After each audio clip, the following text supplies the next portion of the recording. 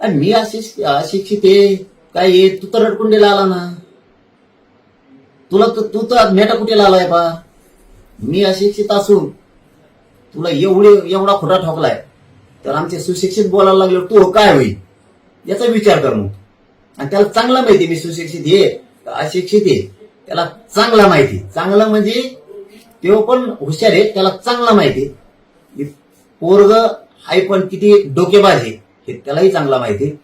परंतु आता सुशिक्षितलाच उत्तर मागितले तर आमदार खासदार मंत्री नेते मराठीचे जे जे कोणाला त्यांनी उत्तर मागितलं असेल त्यांनी स्पष्ट उत्तर द्यावं.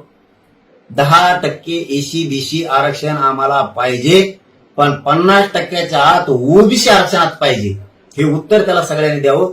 कारण आपण 10% मागास सिद्ध झालेले, मागास सिद्ध झालेली जात म्हणजे एसी-बीसी आरक्षण हे 50%च्या आत घ्यावं लागतं. तर त्यांनी मराठ्याला धोका दिला आणि ते 50%च्या वर घेतलं. 50%च्या वर दिलेलं एसी-बीसीचं 10% आरक्षण टिकणार नाहीये. आणि ते गेलं की पोरांना पुन्हा त्यांचे इतके हाल होणार आहेत की ते नोकऱ्यातून बाहेर पडणार, शिक्षणातून बाहेर पडणार आहेत. म्हणून त्याला हे सरळ सरळ उत्तर देऊन टाका. मराठ्यांची जात 10% मागास सिद्ध झाली, ते एसी-बीसीचं आरक्षण आम्हाला 10%, 50%च्या आत ओबीसी आरक्षणात पाहिजे, ते आम्ही घ्यायला तयार आहे. 50%च्या वर दिलेलं एसी-बीसीचं 10% आरक्षण आम्हाला नको, स्पष्ट सांगा.